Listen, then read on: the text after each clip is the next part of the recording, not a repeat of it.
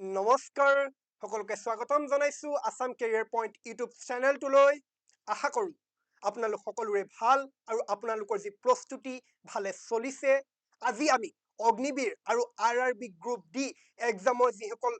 অৱতীৰ্ণ হ'ব তেওঁলোকৰ বাবে জিকে কেইটামান মষ্ট ইম্পৰ্টেণ্ট কুৱেশ্যন লৈ আহিছো আৰু আহকচোন গতিকে আজিৰ এই ছেশ্যনটো আৰম্ভ কৰোঁ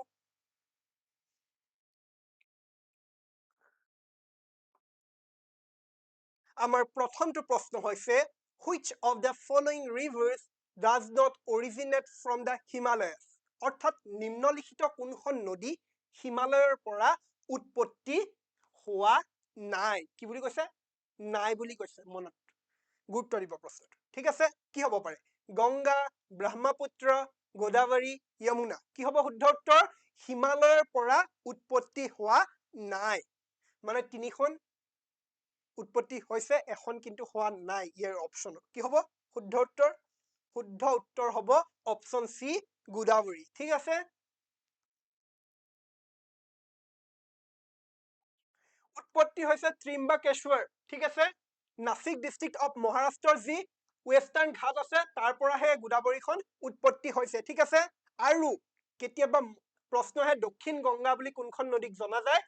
তেতিয়া হ'ব আমাৰ গোদাবৰী ঠিক আছে আৰু গংগা নদীখন ক'ৰ পৰা হৈছে আমি জানো গংগোত্ৰী গ্লেচিয়াৰৰ পৰা হৈছে হয় নে নহয় গংগোত্ৰী হিমবাহৰ পৰা হৈছে যমুনা নদীখন যমুনাত্ৰীৰ পৰা হৈছে ব্ৰহ্মপুত্ৰখন চেমাই উংডুং হিমবাহৰ পৰা হৈছে আংছাই চীনৰ হয় নহয় গতিকে এই তিনিখন হিমালয়তে অৰিজিনেট হৈছে কিন্তু গোদাবৰীখন হোৱা নাই ঠিক আছে আগবাঢ়িছো পৰৱৰ্তী প্ৰশ্নলৈ পৰৱৰ্তী প্ৰশ্নত কি সুধিছে which article of the Indian Constitution deals with the right to equality অৰ্থাৎ ভাৰতীয় সংবিধানৰ কোন অনুচ্ছেদত সমতাৰ অধিকাৰ right to equality সম্পৰ্কে আলোচনা কৰা হৈছে কি হ'ব পাৰে শুদ্ধ উত্তৰ আমাৰ অপচন আছে আৰ্টিকল 14 আৰ্টিকল 19 আৰ্টিকল 23 আৰু আৰ্টিকল 32 কি হ'ব শুদ্ধ উত্তৰ হ'ব আমাৰ অপচন এ আৰ্টিকল 14 তাত কিহৰ কথা কোৱা হৈছে right to equality কথা কোৱা হৈছে হয় নহয় আৰ্টিকল 19 যদি থাকিলে হয় তেতিয়া কিহৰ কথা কোৱা হয় right to freedomৰ কথা কৈছে 19ত ঠিক আছে আৰ্টিকল 23 কিহৰ কথা কোৱা হৈছে right against exploitation শোষণৰ বিৰুদ্ধে যি অধিকাৰ সেই সম্পৰ্কে কোৱা হৈছে আৰ্টিকল 23 আৰু আৰ্টিকল 32 কিহৰ কথা কোৱা হৈছে right to constitutional remedies অৰ্থাৎ সাংবিধানিক প্ৰতিকাৰৰ অধিকাৰ যাক যিটো অনুচ্ছেদ বা যিটো আৰ্টিকলক ডক্টৰ বি আৰ আম্বেদকাৰে কি বুলি কৈছে heart and soul of the Indian constitution ভাৰতীয় সংবিধানৰ হৃদয় আৰু আত্মা বুলিও ডক্টৰ বি আৰ আম্বেদকাৰে এই অনুচ্ছেদটোক অভিহিত কৰিছে ঠিক আছে আগবাঢ়িছো পৰৱৰ্তী প্ৰশ্নলৈ পৰৱৰ্তী প্ৰশ্নত কি সুধিছে who was the first woman to become the chief minister of an Indian state অৰ্থাৎ ভাৰতৰ ৰাজ্য এখনৰ মুখ্যমন্ত্ৰী হোৱা প্ৰথম গৰাকী মহিলা মানে প্ৰথম গৰাকী ভাৰতীয় মহিলা মুখ্যমন্ত্ৰী কোন আমাৰ অপচন আছে সৰোজিনী নাইডু সুচেতা কৃপালানী শিলা দীক্ষিত আৰু কি আছে মমতা বেনাৰ্জী কি হ'ব শুদ্ধ উত্তৰ ভাৰতৰ এখন ৰাজ্যৰ মুখ্যমন্ত্ৰী হোৱা প্ৰথম গৰাকী মহিলা কোন হ'ব শুদ্ধ উত্তৰ কোন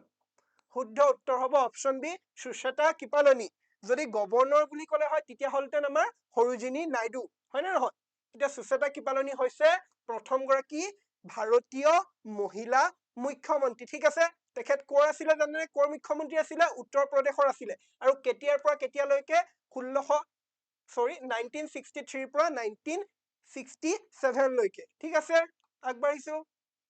পৰৱৰ্তী প্ৰশ্নত কি সুধিছে The Swachh Bharat Abhiyan was launched on which date? স্বচ্ছ ভাৰত অভিযান কোন তাৰিখত আৰম্ভ কৰা হৈছিল কি হ'ব 2nd October 2014 15th August 2014 26th January 2015 আৰু কি কৈছে 1st April 2014 কি হ'ব পাৰে শুদ্ধ উত্তৰ কি হ'ব কমেন্টত জনাওক কি হ'ব শুদ্ধ উত্তৰ স্বচ্ছ ভাৰত অভিযান কেতিয়া কোন তাৰিখত আৰম্ভ কৰা হৈছিল আমাৰ শুদ্ধ উত্তৰ হ'ব 2nd October 2014 অৰ্থাৎ 2014 চনৰ গান্ধী জয়ন্তী দিনটোতে কি কৰা হৈছিলে এই অভিযানৰ আৰম্ভ কৰা হৈছিলে ঠিক আছে কোনে কৰিছিলে আমি জানো ভাৰতৰ প্ৰধানমন্ত্ৰী নৰেন্দ্ৰ মোদীয়ে কৰিছিলে এই ডেটটোত ক'ত কৰিছিলে নিউ দিল্লীৰ ৰাজঘাট ঠিক আছে তাত কৰিছিলে পৰৱৰ্তী প্ৰশ্নত কি সুধিছে which Indian state shares its border with the largest number of countries অৰ্থাৎ কোনখন ভাৰতীয় ৰাজ্যই সৰ্বাধিক সংখ্যক দেশৰ সৈতে সীমাৰ ভাগ বতৰা কৰে মানে বাউণ্ডাৰী শ্বেয়াৰ কৰে ঠিক আছে কোনখন হ'ব পাৰে অৰুণাচল প্ৰদেশ উত্তৰ প্ৰদেশ ৰাজস্থান আসাম আমাৰ অসমৰ কথা কৈছে কি হ'ব শুদ্ধ উত্তৰ কি হ'ব পাৰে ABCD কি হ'ব শুদ্ধ উত্তৰ হ'ব অপচন এ অৰুণাচল প্ৰদেশ ঠিক আছে অৰুণাচল প্ৰদেশে কি কৰে তেতিয়াহ'লে ইণ্টাৰনেশ্যনেল বৰ্ডাৰ শ্বেয়াৰ কৰে তিনিখন ৰাষ্ট্ৰৰ সৈতে ঠিক আছে তিনিখনৰ সৈতে নৰ্থ আৰু নৰ্থ ইষ্টত কিহৰ সৈতে কৰে চাইনাৰ সৈতে বাউণ্ডাৰী শ্বেয়াৰ কৰে ৱেষ্টত ভূটানৰ সৈতে শ্বেয়াৰ কৰে আৰু ইষ্টত ম্যানমাৰৰ সৈতে কি কৰে বাউণ্ডাৰী শ্বেয়াৰ কৰে ঠিক আছে আগবাঢ়িছো এতিয়া এটা কথা যেহেতু আমি প্ৰস্তুতি কৰি আছো ইণ্ডিয়ান আৰ্মি যি অগ্নিবীৰ এক্সাম 2026 আৰু আমি আপোনালোকৰ বাবে আমাৰ যি এছ আছে আসাম কেৰিয়াৰ পইণ্টৰ তাতো আমি এটা ফৌজি বেটছ লৈ আহিছো যাৰ জৰিয়তে আমি আপোনালোকক গাইড কৰিম আৰু য'ত আপোনালোকে এইসমূহ সুবিধা পাব য'ত থাকিব daily life classes recorded classes complete syllabus PDF and e-books mock test আৰু ইতিমধ্যে আমাৰ ক্লাছ আৰম্ভ হৈছে গতিকে পলম নকৰিব যদিহে আপোনাৰ মন হ'বলৈ আছে এজন দেশৰ জোৱান আৰু কৰিবলৈ মন আছে দেশ মাতৃৰ সেৱা তেন্তে এই সুযোগ আপোনাৰ বাবে মাত্ৰ 579 টকাতে আপোনালোকে এই সুবিধা লাভ কৰিব তাৰ বাবে আপোনালোকে যোগাযোগ কৰিব লাগিব আমাৰ এই দুটা নাম্বাৰত বা আমাৰ ডেছক্ৰিপশ্যনত যি নাম্বাৰ আছে তাতো আপোনালোকে যোগাযোগ কৰিব পাৰিব ঠিক আছে গতিকে আকৌ আমি কন্টিনিউ কৰিছো আমাৰ পৰৱৰ্তী প্ৰশ্নত কি সুধিছে who among the following founded the Arya Samaj in 1875 ঠিক আছে এতিয়া কেতিয়াবা আহিব পাৰে কেতিয়া প্ৰতিষ্ঠা হৈছিল আৰ্য সমাজ তেতিয়া আমি গম পালো 1875 প্ৰশ্নটোৰ এটা উত্তৰ আছিল মনত ৰাখি লব ঠিক আছে এতিয়া আৰ্য সমাজ কোনে প্ৰতিষ্ঠা কৰিছিল কেতিয়া কৰিছিল 1875 ত কি হ'ব অপচনত আছে আমাৰ ৰামকৃষ্ণ পৰমহংস স্বামী বিবেকানন্দ দয়ানন্দ সৰস্বতী ৰাজা ৰামমোহন ৰয় কোনে কৰিছিল আৰ্য সমাজ প্ৰতিষ্ঠা কোনে কৰিছিল যদি ব্ৰাহ্ম সমাজ বুলি ক'লে হয় আমি ক'লো হয় ৰাজা ৰামমোহন ৰয় এতিয়া আৰ্য সমাজৰ কথা সুধিছে কি হ'ব শুদ্ধ উত্তৰ হ'ব অপচন সি দয়ানন্দ সৰস্বতী ঠিক আছে কেতিয়া কৰিছিলে 1875 ত বোম্বেত কৰিছিলে ৰাজা ৰামমোহন ৰয় 1828 ত ব্ৰাহ্ম সমাজ প্ৰতিষ্ঠা কৰিছিলে যি ব্ৰাহ্ম সমাজ প্ৰতিষ্ঠা কৰিছিলে ঠিক আছে আৰু তেখেতক ফাদাৰ অফ ইণ্ডিয়ান ৰেনেচেন্স আধুনিক ভাৰতৰ পিতৃ বুলি জনা যায় কাক ৰাজা ৰামমোহন ৰয় ঠিক আছে আগবাঢ়িছো পৰৱৰ্তী প্ৰশ্নত কি সুধিছে which of the following is not a permanent member of UN Security Council কিহৰ কথা কৈছে not বুলি কৈছে UN Security Council অৰ্থাৎ ৰাষ্ট্ৰসংঘৰ যি নিৰাপত্তা পৰিষদ আছে তাৰ তলত উল্লেখিত কোনখন ৰাষ্ট্ৰসংঘৰ নিৰাপত্তা পৰিষদৰ স্থায়ী সদস্য নহয়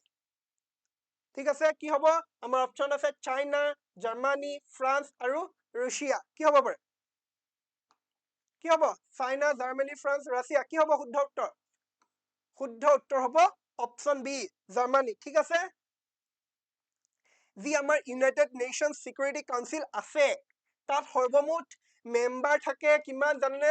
15 ঠিক আছে 15 মেম্বাৰ ষ্টেটছ থাকে ঠিক আছে তাৰে 5খন হৈছে পাৰ্মানেন্ট মেম্বাৰ আৰু 10খন কি হয় নন পাৰ্মানেন্ট মেম্বাৰ আৰু যিবোৰ যোনকেইখন কি হৈ থাকে দুবছৰৰ মূৰে মূৰে চেঞ্জ হৈ থাকে কিন্তু পাৰ্মানেন্ট মেম্বাৰ যোনকেইখন স্থায়ী সদস্য ৰাষ্ট্ৰ সেইকেইখন কিন্তু একেই থাকে আৰু কেইখন আছে বুলি ক'লে 5খন আছে বুলি ক'লে স্থায়ী সদস্য ৰাষ্ট্ৰ কৰ ইউনাইটেড নেশ্যনছ চিকিউৰিটি কাউন্সিল ঠিক আছে ৰাষ্ট্ৰসংঘৰ যি নিৰাপত্তা পৰিষদ আছে তাৰ আৰু পাৰ্মানেন্ট মেম্বাৰ্ছ কেইখনৰ নামটো মনত ৰাখিব লাগিব হয় নহয় তেতিয়াহে আমি কোনখন স্থায়ী সদস্য নহয় উলিয়াব পাৰিম কি মনত ৰাখো 5খন কি আছে আমাৰ চাইনা ফ্ৰান্স ৰাছিয়া USA আৰু UK ইউনাইটেড কিংডম ঠিক আছে এই 5খন মনত ৰাখিব আগবাঢ়িছো পৰৱৰ্তী প্ৰশ্নত কি সুধিছে The Indian National Army INA was founded by কোনে প্ৰতিষ্ঠা কৰিছিল INA কোনে প্ৰতিষ্ঠা কৰিছিল ইণ্ডিয়ান নেশ্যনেল আৰ্মি কোনে প্ৰতিষ্ঠা কৰিছিল আমাৰ অপশ্যনত আছে ঘৰটো ভুলতে গুচি আহিলে ঠিক আছে অপশ্যনত আছে সুভাষ চন্দ্ৰ বোস মোহন সিং ভগত সিং লালা লাজপত ৰয় কি হ'ব শুদ্ধ উত্তৰ কি হ'ব পাৰে শুদ্ধ উত্তৰ ইণ্ডিয়ান নেশ্যনেল আৰ্মি কোনে প্ৰতিষ্ঠা কৰিছিল শুদ্ধ উত্তৰ হ'ব অপশ্যন বি মোহন সিং ঠিক আছে আৰু যি ইণ্ডিয়ান নেশ্যনেল আৰ্মি আছে কি হিচাপে জানো আমি আজাদ হিন্দ ফৌজ হিচাপেও জানো ঠিক আছে প্ৰতিষ্ঠা কৰিছিলে মোহন সিং কিন্তু আমি যেতিয়া আজাদ হিন্দ ফৌজ বা ইণ্ডিয়ান নেশ্যনেল আৰ্মি বুলি কওঁ আমাৰ মনলৈ আহে কিন্তু সুভাষ চন্দ্ৰ বোসৰ কথা ঠিক আছে মানে প্ৰথমত কনচেপচুৱেলাইজ ধাৰণাটো গ্ৰহণ কৰিছিলে আৰু প্ৰতিষ্ঠা 1942 কৰিছিলে কোনে কেপ্টেইন মোহন সিঙে কিন্তু পুনৰ এইটো ৰিঅৰ্গেনাইজ কৰিছিলে আৰু পপুলাৰাইজ কৰিছিলে কোনে সুভাষ চন্দ্ৰ বোস ঠিক আছে মনত ৰাখিব কিন্তু প্ৰথমত প্ৰতিষ্ঠা কৰিছিলে মোহন সিং কেপ্টেইন মোহন সিং ঠিক আছে মনত ৰাখিব আগবাঢ়িছো পৰৱৰ্তী প্ৰশ্নত কি সুধিছে which of the following countries is not পৰীক্ষাত কিন্তু এনেকে নট দিয়া প্ৰশ্নবোৰ প্ৰায় অহা দেখিবলৈ পোৱা যায় ঠিক আছে which of the following countries is not part of BRICS নিম্নলিখিত কোনখন দেশ কিহৰ অন্তৰ্ভুক্ত নহয় বুলি কৈছে ব্ৰিক্সৰ অন্তৰ্ভুক্ত নহয় কি হ'ব পাৰে Brazil Russia south Africa Mexico কোনখন অন্তৰ্ভুক্ত নহয় কি হ'ব বাৰু শুদ্ধ উত্তৰ কি হ'ব কি হ'ব শুদ্ধ উত্তৰ হ'ব অপশ্যন ডি মেক্সিকো ঠিক আছে কাৰণ আমি এই নামটো লক্ষ্য কৰিলেও গম পোৱা যায় ঠিক আছে বি বি বুলি ক'লে আমি ব্ৰাজিল ঠিক আছে R Russia I India C China S South Africa ঠিক আছে ইয়াত এমটো নাই আৰু ইয়াত প্ৰত্যেকখন ৰাষ্ট্ৰৰ প্ৰথম চাওক লেটাৰটো লৈ লৈ কি হৈছে এই নামটো গঠন হৈছে ব্ৰিক্স গতিকে এই পাঁচখন আছে ঠিক আছে মেক্সিকো গতিকে ইয়াৰ অন্তৰ্ভুক্ত নহয় গতিকে Mexico is the right answer ঠিক আছে কিন্তু যেতিয়া ফৰ্মেশ্যন হৈছিলে তেতিয়া কিন্তু চাৰিখনহে আছিলে ঠিক আছে কি আছিলে ব্ৰাজিল ৰাছিয়া ইণ্ডিয়া আৰু চাইনা আছিলে মানে তেতিয়া আছিলে ব্ৰিক ঠিক আছে এছটো নাছিলে পৰৱৰ্তী সময়ত কি কৰা হল আফ্ৰিকা 2010ত কি কৰা হল সাউথ আফ্ৰিকা ইয়াৰ লগত সংযুক্ত হয় আৰু কি কৰা হল এছটো লাগি গল ঠিক আছে ব্ৰিক্স ধৰিব পাৰিছে কথাটো আগবাঢ়িছো পৰৱৰ্তী প্ৰশ্নত কি সুধিছে who was the first woman speaker of the Lok Sabha লোকসভাৰ প্ৰথম গৰাকী মহিলা অধ্যক্ষ কোন আছিল আমি সদায় কি কৰো এনেকুৱা কোনোবা সংগঠনে হওক বা কিবা লোকসভাই হওক ৰাজ্যসভাই হওক বা আন কিবা অৰ্গেনাইজেশ্যন আমি বৰ্তমান আৰু প্ৰথমজন প্ৰায় কি কৰো প্ৰায় সকলোৱে জানোৱেই হয় নহয় কিন্তু কেতিয়াবা কি কৰে জানেনে আমুকটো অৰ্গেনাইজেশ্যনৰ প্ৰথম গৰাকী মহিলা বা এনেকুৱা কিবা বা আমুকখন দেশৰ প্ৰথমজন ব্যক্তি যি আমুকৰ চেয়াৰমেন আছিল এনেকে প্ৰশ্নবোৰ পাক লগাই দি দিয়ে তেতিয়া কিন্তু আমি বিপাঙত পৰি যাওঁ হয়নে নহয় এতিয়া দিছে লোকসভাৰ প্ৰথম মহিলা অধ্যক্ষ যদি লোকসভাৰ প্ৰথম অধ্যক্ষ বুলি ক'লে হয় most 90% পাৰিবই চিয়ৰ মই যোনে চাই আছা তোমালোকৰ 90%তকৈ বেছিয়ে পাৰিব আৰু বৰ্তমান বুলি ক'লেও পাৰিব কিন্তু কেতিয়াবা এনেকে দি দিয়ে এটো নোৱাৰে বুলি ক'লে এটোও পাৰিব কিন্তু আমি সকলোৱে লক্ষ্য নকৰো এনেকুৱা ধৰণৰ প্ৰশ্ন ঠিক আছে কি হ'ব পাৰে সুমিত্ৰা মহাজন মীৰা কুমাৰ সুষমা স্বৰাজ ইন্দিৰা গান্ধী কি হ'ব শুদ্ধ উত্তৰ হ'ব মীৰা কুমাৰ ঠিক আছে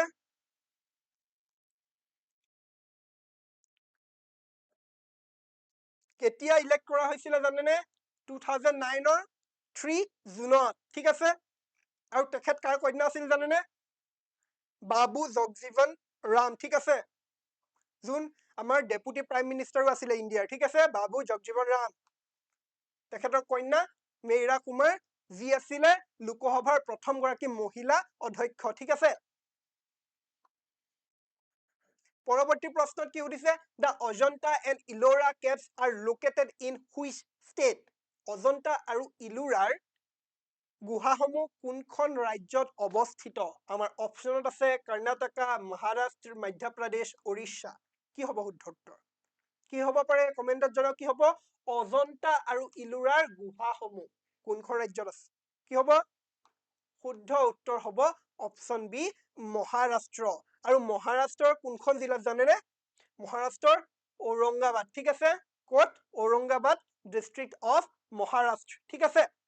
আৰু এই অজন্তা আৰু ইলোৰাৰ গুহাসমূহক ইউনেস্কোৱে ৱৰ্ল্ড হেৰিটেজ সাইট অৰ্থাৎ বিশ্ব ঐতিহ্য ক্ষেত্ৰ হিচাপেও ঘোষণা কৰিছে কেতিয়াবা প্ৰশ্ন আহিব পাৰে বোলে অজন্তাৰ গুহাসমূহক ইউনেস্কোৱে কেতিয়া বিশ্ব ঐতিহ্য ক্ষেত্ৰ হিচাপে ঘোষণা কৰিছিল তেতিয়া আমাৰ উত্তৰটো হ'ব 1983 ঠিক আছে আগবাঢ়িছো পৰৱৰ্তী প্ৰশ্নলৈ পৰৱৰ্তী প্ৰশ্নত কি সুধিছে who among the following was the first Indian to win a Nobel Prize অৰ্থাৎ নিম্নলিখিত কোনজন ব্যক্তিয়ে নোবেল বঁটা বিজয়ী প্ৰথম ভাৰতীয় আছিল তলৰ উল্লেখিত কোনজন ব্যক্তি নোবেল বঁটা বিজয়ী প্ৰথম গৰাকী ভাৰতীয় আছিল মানে প্ৰথম গৰাকী ভাৰতীয় যিয়ে নোবেল বঁটা পাবলৈ সক্ষম হৈছিলে কি হ'ব আমাৰ অপচনত আছে ৰবীন্দ্ৰনাথ টেগোৰ চি.ভি. ৰমন অমৰ্ত্য সেন হৰগোবিন্দ খুৰানা কি হ'ব পাৰে শুদ্ধ উত্তৰ কি হ'ব কি হ'ব শুদ্ধ উত্তৰ হ'ব অপশ্যন এ ৰবীন্দ্ৰনাথ টেগোৰ ঠিক আছে অৰ্থাৎ ৰবীন্দ্ৰনাথ ঠাকুৰ অসমীয়াত হলে হয় নে নহয় কেতিয়া পাইছিল জানে 1913 1913 চনতে পাইছিলে আৰু তেখেতে সাহিত্যত নোবেল বঁটা পাইছিলে ঠিক আছে আৰু কোনখন গ্ৰন্থৰ বাবে পাইছিলে কেতিয়াবা আহিব পাৰে এখন কি হয় কবিতাৰ সংকলন হয় কালেকশ্যন অফ পইণ্টছ যাৰ নাম হৈছে গীতাঞ্জলি মনত ৰাখিব 1913 চনত গীতাঞ্জলি নামৰ কাব্য গ্ৰন্থখনৰ বাবে ৰবীন্দ্ৰনাথ ঠাকুৰে কি পাইছিলে সাহিত্যত নোবেল বঁটা পাইছিলে আৰু তেখেত আছিল প্ৰথম গৰাকী ভাৰতীয় যিয়ে নোবেল বঁটা পাবলৈ সক্ষম হৈছিলে ঠিক আছে যদি কেতিয়াবা প্ৰশ্ন আহে first Indian to win a Nobel prize in physics পদাৰ্থ বিজ্ঞানত নোবেল বঁটা বিজয়ী প্ৰথম গৰাকী ভাৰতীয় তেতিয়া আমি কম চি.ভি. ৰমন ঠিক আছে কেতিয়াবা এই প্ৰশ্নটো কি কৰে গম পায় নে উলুটাই দিয়ে যে প্ৰথম গৰাকী ভাৰতীয় যিয়ে সাহিত্যত নোবেল বঁটা পাইছিল তেতিয়াও ৰবীন্দ্ৰনাথ ঠাকুৰে হ'ব যদি প্ৰথম গৰাকী ব্যক্তি যিয়ে নোবেল বঁটা পাইছিল তেতিয়াও ৰবীন্দ্ৰনাথ ঠাকুৰ হ'ব কিন্তু যদি ফিজিক্সৰ কথা কয় তেতিয়া হ'ব আমাৰ চি.ভি. ৰমন ঠিক আছে তেখেত আছিল প্ৰথম গৰাকী ভাৰতীয় যিয়ে পদাৰ্থ বিজ্ঞানত নোবেল প্ৰাইজ পাবলৈ সক্ষম হৈছিলে 1930 চনত ঠিক আছে হৰগোবিন্দ খুৰানাই পাইছিলে ফিজিঅলজি আৰু যি মেডিকেল সায়েন্স আছে মেডিচিনৰ ক্ষেত্ৰত পাইছিলে 1968 ঠিক আছে অমৰ্ত্য সেনে 1998 পাইছিলে অৰ্থনীতি বিজ্ঞানৰ বাবে ঠিক আছে আগবাঢ়িছো পৰৱৰ্তী প্ৰশ্নত সুধিছে the Tawang monastery one of the largest Buddhist monasteries in India is located in অৰ্থাৎ টাৱাং যি monastery বা মঠ আছে ভাৰতৰ এটা অন্যতম বৌদ্ধ মঠ ঠিক আছে বৃহৎ ই ক'ত অৱস্থিত আমাৰ অপচন আছে ছিকিম অৰুণাচল প্ৰদেশ লাডাখ হিমাচল প্ৰদেশ টাৱাং monastery বুলি কৈছে যদি টাৱাং সেই ঠাইকন ক'ত আছে গম পাই যাও তেতিয়া আমি গম পাই যাম হয় নে নহয় কি হ'ব শুদ্ধ উত্তৰ কি হ'ব পাৰে কমেন্টত জনাওক কি হ'ব পাৰে শুদ্ধ উত্তৰ টাৱাং monastery ক'ত আছে শুদ্ধ উত্তৰ হ'ব আমাৰ অপচন বি অৰুণাচল প্ৰদেশত আছে ঠিক আছে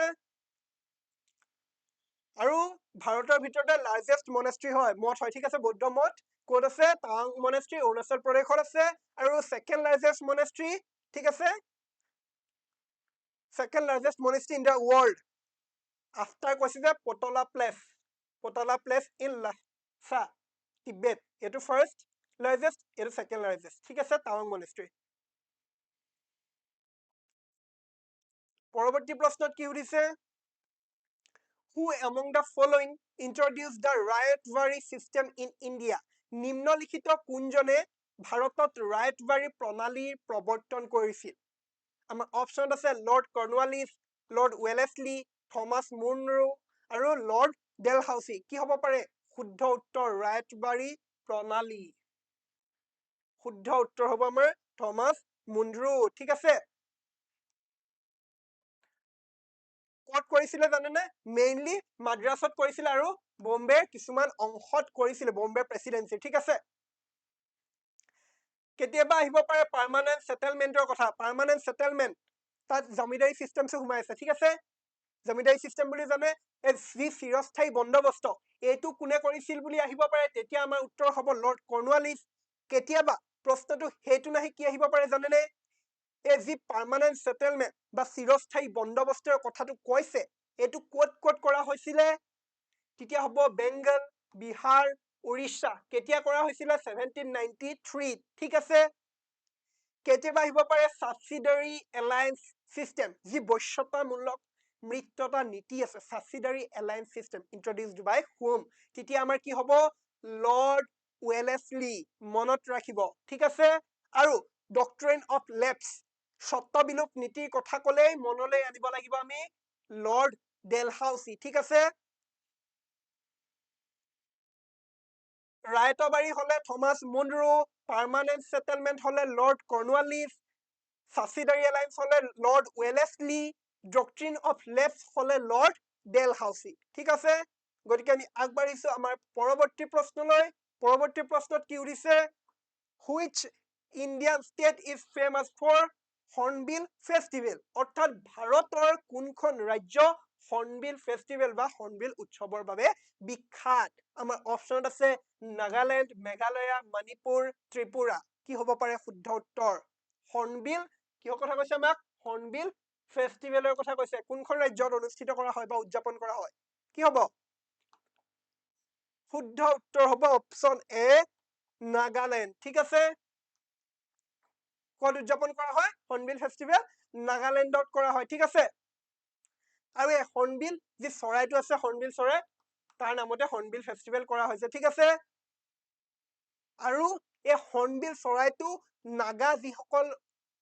মানুহ আছে, জনসাধাৰণ আছে, নাগা পিপল, ঠিক আছে, তেওঁলোকে এটা কালচাৰেল সিগনিফিকেন্ট, গুৰুত্বপূৰ্ণ কালচাৰেল চিম্বল হিচাপে গণ্য কৰে, ঠিক আছে। আৰু কেতিয়াৰ পৰা কেতিয়ালৈ হয় জানেনে, 1 ডিচেম্বৰ টু 10 ডিচেম্বৰ, ঠিক আছে, প্ৰত্যেক বছৰে বছৰে হৈ থাকে। আগবাঢ়িছো, পৰৱৰ্তী প্ৰশ্নত কি সুধিছে, who among the following is the current chief of army staff in India as per 2026, অৰ্থাৎ নিম্নলিখিত কোনজন বৰ্তমান ভাৰতৰ সেনা প্ৰধান, কি হ'ব। অপচনত আছে general Manoj Pandey, general Bipin Rawat, general Dalbir Singh আৰু জেনেৰেল ভি কে সিং। কি হ'ব পাৰে শুদ্ধ উত্তৰ হ'ব, কি হ'ব,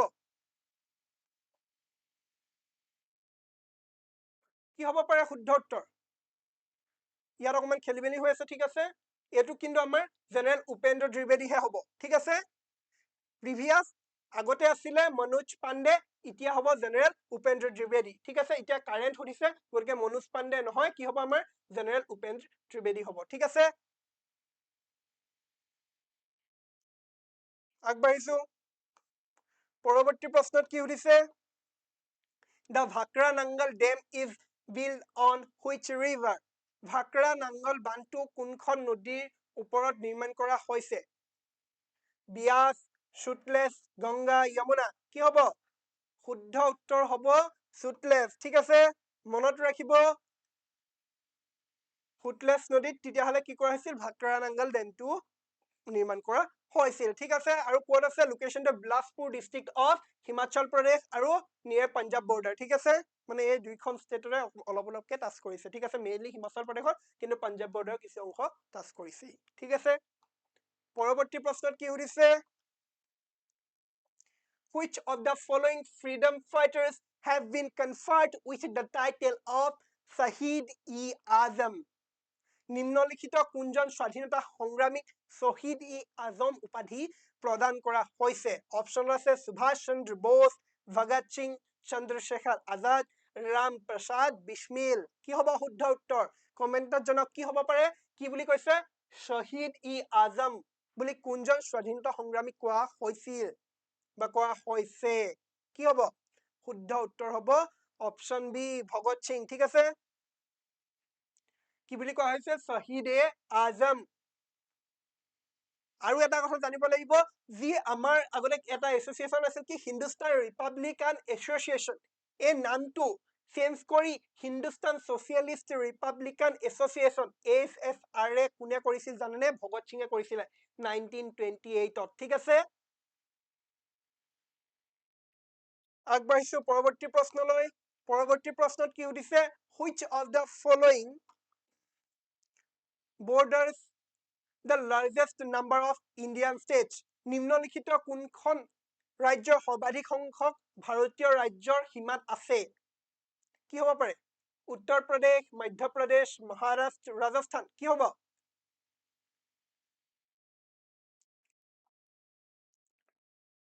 শুদ্ধ উত্তৰ হ'ব মধ্যপ্ৰদেশ। কেইখনৰ লগত শ্বেয়াৰ কৰিছে বৰ্ডাৰটো চাওক, 6খনৰ লগত। উত্তৰ প্ৰদেশ, ছত্তীশগড়, মহাৰাষ্ট্ৰ, গুজৰাট, ৰাজস্থান আৰু ঝাৰখণ্ডৰ লগত মধ্যপ্ৰদেশে কি কৰিছে বৰ্ডাৰটো শ্বেয়াৰ কৰিছে। ঠিক আছে,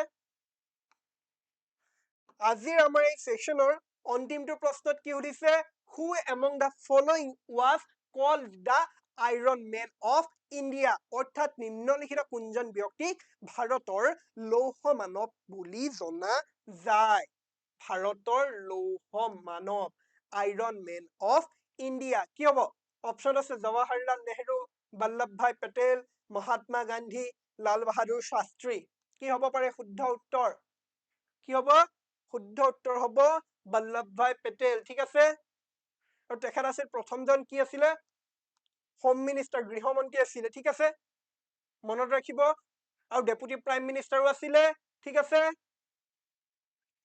আৰু তেখেতে বৰদলি সত্যাগ্ৰহ যি হৈছিল তাৰ নেতৃত্ব প্ৰদান কৰিছিলে, আৰু তাৰ পিছতে